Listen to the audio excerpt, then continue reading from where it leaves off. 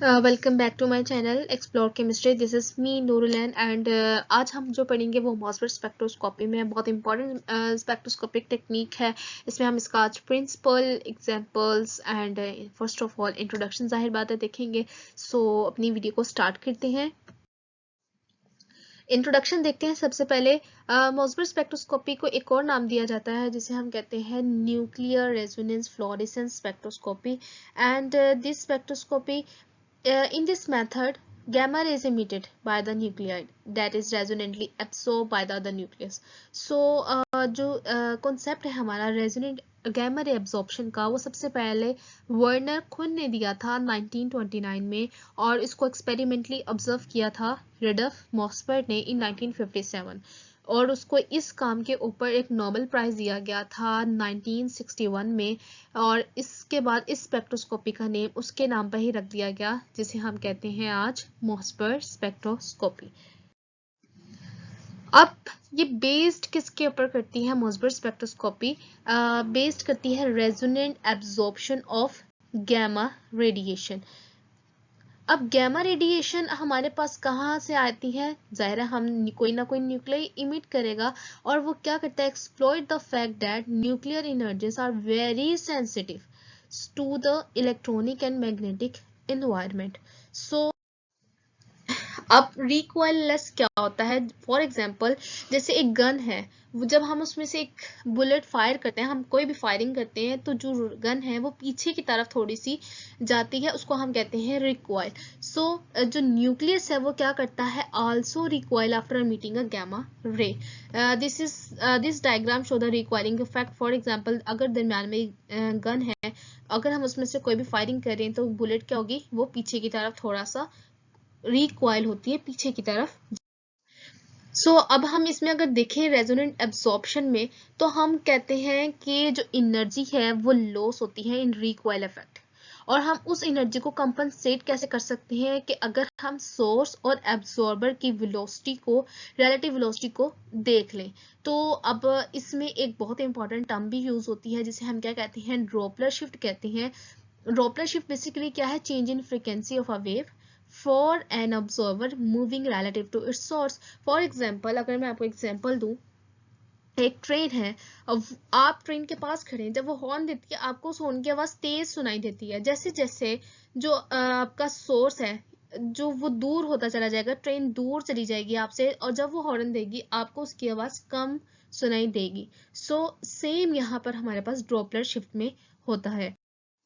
Next आपको यही Doppler shift के बारे में बताया गया है। अगर हम सोर्स को मूव करें टूवर्ड्स द एब्जॉर्बर, यानी ये सोर्स है और ये हमारे पास एब्जॉर्बर है, अगर हम सोर्स को इस तरफ आगे या पीछे लेकर आए तो हम उससे क्या करते हैं? एनर्जी की वैल्यू कैलकुलेट कर सकते हैं। या तो एनर्जी जो इमिट हो रही है, इमिटेड रे की इंक्रीज होगी या फिर डिक्रीज होगी सोर्स के आगे पीछे जाने से। तो हम इस एनर्जी को हम किस तरह से देते हैं? E is equal to E gamma 1 plus v over c. ठीक है। नेक्स्ट हमारे पास है मॉसफेट इफेक्ट। हम मॉसफेट स्पेक्ट्रोस्कोपी तो पढ़े, अभी हमने इंट्रोडक्शन देखा, उसमें हमने रिकॉइल एनर्जी देखी, उसके बाद हमने डॉपलर शिफ्ट देखा। अब मॉसफेट इफेक्ट है क्या? रिकॉइल लेस, मतलब उसमें रिकॉइलिंग नहीं होनी चाहिए। एमिशन हो या reabsorption of gamma radiation is called Mossbauer effect. और अगर हमने इस जो डेफिनेशन अभी मैंने आपको बताई उसको हमने रियल बनाना है तो हमें क्या करना चाहिए? सबसे पहले हमने रिकॉइल इफेक्ट को मिनिमाइज करना है। और वो कैसे मिनिमाइज होगा? या तो हम सैंपल को सॉलिड एम्बेडेड में लेंगे या हाईली विस्कस में लेंगे, तब हमारा जो रिकॉइल इफेक्ट है वो कम हो जाएगा। अब कौन कौन से न्यूक्लियाइड हैं वो मॉसफेट न्यूक्लियाइड कहलाते हैं? The nuclide that is concern with transition in Mossbauer spectroscopy is called Mossbauer nuclide. So जितने भी गैमा मीटर्स हैं वो क्या है? वो सुटेबल नहीं है मॉसफेट स्पेक्ट्रोस्कोपी के लिए और the energy of gamma radiation should be in the range of 10 to 200 electron volt. So अगर हम यहाँ पर देखें तो यहाँ पर हाफ लाइफ अगर हम इसकी बताएं किसकी, हमारे पास पेरेंट न्यूक्लियाइड की, वो ज़्यादा होनी चाहिए ताकि हम उसको सीरीज ऑफ एक्सपेरिमेंट में यूज़ कर सकें। और जो गैमा मीटर की जो हाफ लाइफ है वो कितनी होनी चाहिए? 10⁻⁻⁻6 से 10⁻⁻10 तक होनी चाहिए। और एब्जॉर्बर जो न्यूक्लियाई है वो high isotopic abundance in the sample, ये बहुत ज़रूरी है। और एक लास्ट हमारे पास चीज़ है कन्वर्जन कोफिशिएंट, यानी कि कितना हमारे पास न्यूक्लियाइड कन्वर्ट हो गया है, कितना डिके रह गया है, वो हमने इसमें चेक करना होता है। How we generate a Mossbauer nuclide, यानी कि हम न्यूक्लियाइड को किस तरह से चेंज कर सकते हैं, कर सकते हैं। तो डिफरेंट तरीके हैं, डिफरेंट न्यूक्लियाइड यूज होते हैं डिफरेंट तरीके से। हम आयरन 57 जो न्यूक्लियाइड किस तरह से फॉर्म जनरेट होता है फ्रॉम कोबाल्ट 57, और उसका जो है हमारे पास हाफ लाइफ है वो 270 डेज है।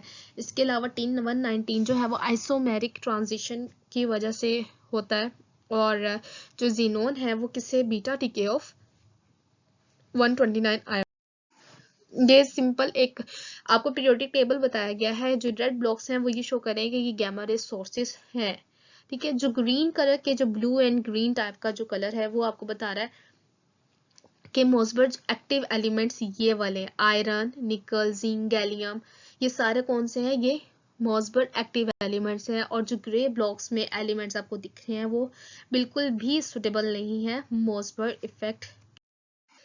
अब इसके प्रिंसिपल की तरफ आने, अभी हमने देख लिया, हमने देखा कि मोसबर इफेक्ट में हम क्या कहते हैं, रिक्वायर लेस एब्सॉर्प्शन देखते हैं या फिर एमिशन देखते हैं। सो ये किस तरह से हैपेंड होता है, ये किस तरह से हो रहा होता है, तो उसको कंसीडर करने के लिए हम क्या करते हैं, एक रेडियो एक्टिव जो कोबाल्ट का न्यूक्लियस है उसको हम देखते हैं, जो कि डिके हो रहा है by electron captured to produce an excited state of iron 57 denoted as double star. This is the first excited state. Up this nuclide goes to another excited state which is denoted as iron 57 star that lies 14.4 electron volt above the ground state, which emits a gamma ray of energy 14.41 electron volt as it decay. यानी अब ये look at the diagram, this is the first excited state, ठीक है, iron 57, और this is the second excited state, iron 57 star. This excited state emit a gamma ray. This excited state is above the ground state. So अगर हम, this is basically the simple layout of a Mossberg spectroscopy. The speed of the carriage is adjusted. This is the carriage. It's adjusted until the Doppler shift frequency of the emitted gamma ray matches to the corresponding nuclear transition in the sample. So the inset show nuclear transition which is responsible for emission of the gamma. The drive spectra show from left to right the origin of the isomer shift, quadrupole coupling and magnetic hyperfine coupling. Two spectrums are available in that spectra. 1A for potassium ferrocyanide, octahedral, low spin D6, and have highly symmetric environment and show a single peak with an isometric shift. And the spectrum of B, FeSO4.7H2O, is D6 in non-symmetric environment and show quadrupole. Here is the splitting diagram. This one purple peak shows that this peak shows the peak of potassium ferrocyanide which is symmetric, and this quadrupole splitting gives FeSO4.7H2O, and these are not symmetric, these are asymmetric. So that's all for today. Kindly like and subscribe this channel, and the next Raman spectroscopy पर video आएगी, आपने उसको like करना है, subscribe करना है, और आपने मुझे कमेंट बॉक्स में ये भी बताना है कि नेक्स्ट टॉपिक पर कौन सी वीडियो आए, और आपका इस सिलसिले में कोई भी क्वेश्चन हो तो आप कमेंट में बता दीजिएगा, मैं आपको ज़रूर आंसर करूँगी। So thank you so much.